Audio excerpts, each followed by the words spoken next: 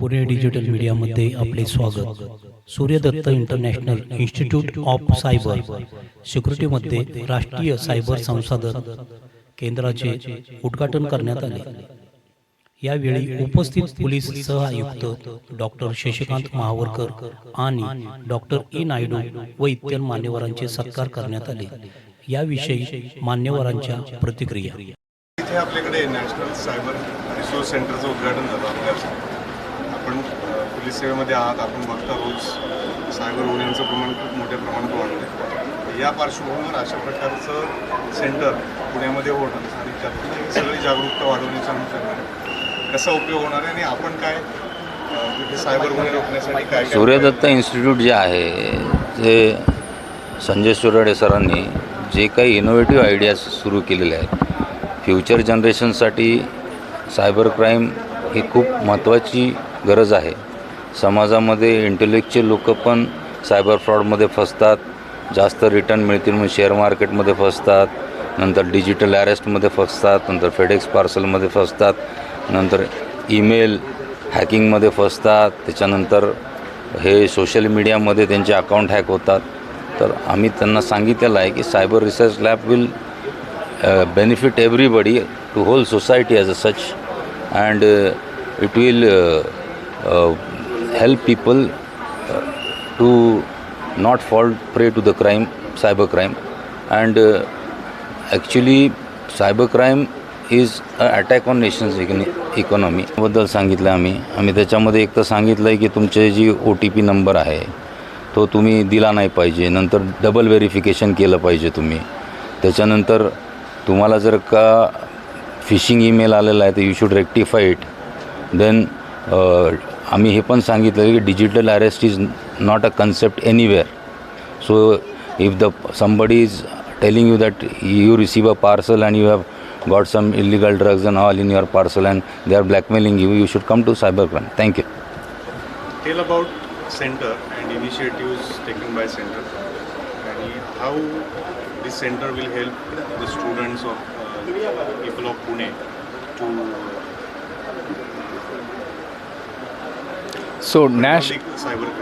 National Cyber Resource Centers we have implemented today in Pune Suryadatta Group of Institutions. So you know very well that cyber cases are increasing day by day. So only legal and law enforcement people cannot able to sort out and handle these cyber cases, because cyber cases is completely a technical subjects. So peoples are practiced, especially police peoples are practiced in L&O and crime. So they are not special in the cyber crime. So police need more technical supports. So we think that instead of giving outer technical supports, we will train the students in the academic institution, because they are the fresh minds, young minds. So we will train in the cyber crime Suryadatta Group of Institution students. So we will give real-time case studies, what are the crimes are happening, and how we want to sort out these issues, and how we can control the cyber crime in Pune, and what type of crimes are happening. Example, you take it, all the crimes now moved into digital. Example, harassment has happened previously, now it moves into digital harassment. And you take it as pickpocket or robbery, now it moves into financial frauds and morphing. So everything now moved into digital. So we need more cyber experts and cyber lawyers. So we need cyber experts. So we want to create more cyber experts in the academic institution. That's why we are conducting this resource centers in academic institutions, and we are conducting hackathon program in all states. So we have completed almost 6 to 7 states. So next month we have planned to conduct in Maharashtra also, and we are planning one cyber CISO conference in Maharashtra. So through this conference and through these resource centers, we want to communicate bridge between legal enforcement, law enforcement, corporate and students. So this is our goal, and that's why we have introduced Cyber Resource Center in Suryadatta Group of Institution. सर्वप्रथम नमस्कार. मी Sanjay B Chordiya, founder president and chairman Suryadatta group of institutes. आज आपल्याकडे joint CP साहेब शशिकांत महावरकर आणि नायडू साहेब यांनी आज आपल्या नवीन सायबर नॅशनल रिसर्च सेंटरचं उद्घाटन केलेलं आहे. सूर्यदत्ता ग्रुप ऑफ इन्स्टिट्यूटने Suryadatta international institute of cyber security 2000 साली कोविडच्या पिरियडमध्ये सुरू केलेली. ही पुणे विद्यापीठाशी संलग्नित पहिली संस्था आहे. सायबर फॉर ऑल हे आमचं मिशन आहे. आत्ता जे काय गुलशन राय म्हणून जे आपले प्राईम मिनिस्टर्सचे ॲडवायझर होते, सर्टीन वगैरे त्यांनी फाउंडर केलं, बॉर्डर सिक्युरिटी करता प्रयत्न केले.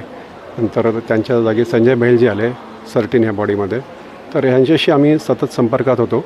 त्यांचं आम्ही मार्गदर्शन घेतलं. ते आपल्या ॲडवायझरी बोर्डावर देखील आहेत गुलशन रायजी. आणि आज नायडूजींनी आपल्याकडे जे काही centre of excellence research centre जे सुरू केलेलं आहे, तर मला असं वाटतं की आजच्या काळामध्ये आज सायबर क्राईम हे एवढं मोठ्या प्रमाणात वाढत आहेत, हे प्रत्येकाला त्याची कल्पना आहे. एवढी कल्पना असून देखील चांगले सुशिक्षित लोक, पैसेवाली लोक किंवा नॉर्मल मिडल क्लास फॅमिलीचे लोक देखील म्हणजे अगदी लहान मुलापासून ते सिनियर सिटिझन्सपर्यंत त्याच्या आहारी जातात आहे. अशा प्रकारचे आमिष त्यांना दाखवले जातात आहे. त्याचं मूळ कारण म्हणजे आपण त्याच्याबद्दल जेवढी काळजी घ्यायला पाहिजे, दक्षता घेतली पाहिजे तेवढं आपण घेत नाही. आपण बऱ्याचशा आपल्या पोस्ट सोशल मीडियावर टाकत असतो. आपल्या अकाउंट्सची माहिती कधी डायरेक्टली इनडायरेक्टली बँकेमार्फत आपल्याकडे येत असते, ते हॅक करू शकत असतात.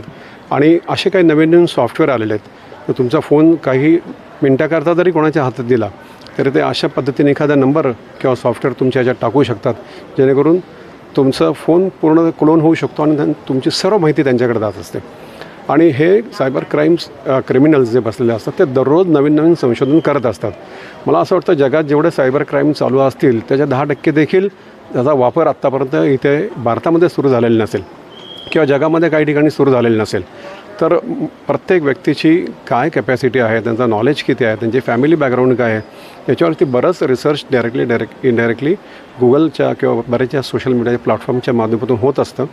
त्यांना माहिती असतं की कोण किती नॉलेजेबल आहे, कोण नाही आहे, कोण आहारी जाऊ शकतं, त्यांची लाईफस्टाईल काय आहे, कोण आपले फोटो अपलोड करतो की मी आज अमेरिकेत आहे, आज घरी कोण नाही आहे, आम्ही बाहेर चाललो आहे, आम्ही हॉटेलिंगला चाललो आहे. तर या सर्व याचा अभ्यास करून बरोबर तेच क्रिमिनल्स त्यांची माइंडसेट त्यांनी समजून घेतलेली आहे. त्याचा आपण जे म्हणतो की सायकोलॉजीचा एखादा अभ्यास करून जे एक नॉलेज मिळतं, आपलं नॉलेज चांगल्या कामाकरता आणि वेगळ्या कामाकरता देखील आम्ही वापरू शकतो. तर त्यांचं नॉलेज ते फक्त ह्याच कामाकरता वापरतात आहे की how we can extract maximum money or do more cyber crime from different strata of the society. आणि म्हणून सतर्क राहणं अतिशय गरजेचं आहे. आजच्या काळामध्ये सायबर पोलीस स्टेशन सुरू झालेलं आहे. आम्ही 2000 साली जेव्हा आम्ही संस्था सुरू केली होती, जेव्हा सर्टीन वगैरे यांच्याबरोबर आमचं डिस्कशन झालं होतं, तेव्हा आम्ही सांगितलं होतं की सायबर पोलीस स्टेशन्स प्रत्येक शहरामध्ये होईल, जिल्ह्यामध्ये होईल, तालुका पातळीवर होईल. आणि अशी पण कदाचित काही वेळ येईल की सायबर हेल्प स्टेशन्स किंवा cyber crime related help stations जागोजागी 5-5, 10-10 किलोमीटरवरती देखील सुरू होतील. आणि सर्व क्षेत्रामध्ये, कॉर्पोरेट क्षेत्रामध्ये असो, शैक्षणिक क्षेत्रामध्ये असो, बँकिंग, फायनान्स, शेअर्स मार्केट असो किंवा कुठलंही क्षेत्र असो, अगदी आपले सायंटिस्ट, मोठे सायंटिस्ट देखील त्याला कळत नकळत बळी पडलेले आहेत. आपल्याला याची कल्पना आहे, कारण त्या पद्धतीचं मोटिव्हच त्यांना दिलं जातं आणि तुम्ही त्याच्यात गुरफटले जाता की तुमच्या कंट्रोलमध्ये ज्या गोष्टी राहू शकत नाही अशा गोष्टी ते तुम्हाला दाखवतात की जेणेकरून तुम्हाला क्लिक केल्याशिवाय त्यातनं बाहेर पडता येत नाही. बऱ्याचशा लोकांना त्याचं कॉम्प्युटरचं, मोबाईलचं वापराचं नॉलेज नसतं आणि म्हणून तेच टॅप परत आल्यामुळे ते क्लिक करून टाकतात आणि म्हणून देखील ते त्यांच्या आहारी जातात. तर लॅक ऑफ नॉलेज आणि थोडी हाव आपण म्हणूया ग्रीड, पैशाचे असेल किंवा आणखी काही गोष्टी आपण ज्या बोलू शकत नाही अशा पद्धतीच्या असेल, त्याला सगळ्या वयाची काही मर्यादा नाही, सगळे लोक त्याला बळी पडतात. आणि कुठलीही गोष्ट आपल्याला श्रम केल्याशिवाय, मेहनत घेतल्याशिवाय, घाम गाळल्याशिवाय मिळू शकत नाही, हे प्रत्येकाने लक्षात ठेवलं पाहिजे. इझी मनी कधीच आयुष्यात कोणी देणार नाही. कोणीच तुम्हाला फुकट 10 रुपयाचे 100 रुपये करून देणार नाही. आणि तरीसुद्धा कोणीच तुम्हाला इझी लोन विदाऊट गॅरंटी देऊ शकत नाही. असं येतं बऱ्याचदा. आणि बऱ्याचशा सरकारी नावाने पण येतात, कंपन्यांच्या नावाने पण तुम्हाला अपॉइंटमेंट लेटर येतात आणि एवढे पैसे दिले तर आम्ही करू म्हणतात. पण ते कंपनीचे लेटरच नसतात, रिझर्व्ह बँकेच्या नावाने येतात. म्हणजे आणि आणखी याच्या पलीकडे काय काय होणार आहे याची आपण कल्पना करू शकत नाही. म्हणून एकच आपल्याला आपल्या हातात जे काय आहे की आपल्या स्वतःवर कंट्रोल ठेवणे, मोबाईलवरती कंट्रोल ठेवणे, सोशल मीडियावरती कंट्रोल ठेवणे, आहारीने जाणे. आपल्याला जर काय एखादा मेसेज आला की असं आहे तर तज्ज्ञांचा सल्ला घेणे इन्स्टेड ऑफ क्लिकिंग दॅट. तर अशा प्रकारे जर केलं तर मला असं वाटतं की सायबर गुन्हे कमी होण्याकरता निश्चित मदत होईल. आणि हे प्रत्येक नागरिकाचं कर्तव्य आहे. हे आपल्याला जसं बेसिक नॉलेज येतं, आपण म्हणतो लँग्वेज हे आले पाहिजे, हे नॉलेज असलं पाहिजे, ते नॉलेज असलं पाहिजे, तर मला असं वाटतं cyber for all is must. आणि हे जर आपण केलं आणि त्याच्या दक्षता घेतल्या आणि यांनी जे काही एक्सक्लुझिव्ह सेंटर सूर्यदत्तामध्ये पहिलं पुण्यामध्ये सुरू केलं आहे त्याकरता देखील मी नायडूजींचं फार मनापासून अभिनंदन करतो. आणि सूर्यदत्ताला ही संधी दिली. सूर्यदत्ता युनिव्हर्सिटीकडून देखील पहिलं आपलं कॉलेज सुरू झालं. सेंटर देखील पहिलं आपल्याकडे पुण्यामध्ये एक्सक्लुझिव्ह सुरू झालेलं आहे. त्या सेंटरच्या माध्यमातून जास्तीत जास्त जनजागृती करून पत्रकारांकरता काही सेशन घ्यायचे असतील, विविध क्षेत्रातील लोकांकरता काही सेशन घ्यायचे असतील, जर आमच्या ट्रेंड फॅकल्टीच्या मार्फत यांचा सपोर्ट घेऊन किंवा ऑनलाईन काही सेशन्स यांच्यामार्फत घेऊन आम्ही निश्चितच ही जागरूकता, सामाजिक जागरूकता आमचं कर्तव्य म्हणून मोठ्या प्रमाणाचा प्रसार करू. पण हे अख्ख्या जगामध्ये हा मोठा एक चॅलेंज निर्माण झालेला आहे. आता वेगवेगळ्या प्रकारच्या गुन्हेगारीपेक्षा ह्या पद्धतीची गुन्हेगारी वाढत चाललेली आहे. म्हणून जागोजागी प्रत्येक ठिकाणी आपल्याला जेवढं काय याचा ज्ञानाचा प्रसार करता येईल तो आपण करणं आवश्यक आहे आणि जास्तीत जास्त लोकांना सावध करण्याची गरज आहे असं मला वाटतं. आणि आपण सर्व आलात त्याबद्दल खूप खूप धन्यवाद. Thank you so much.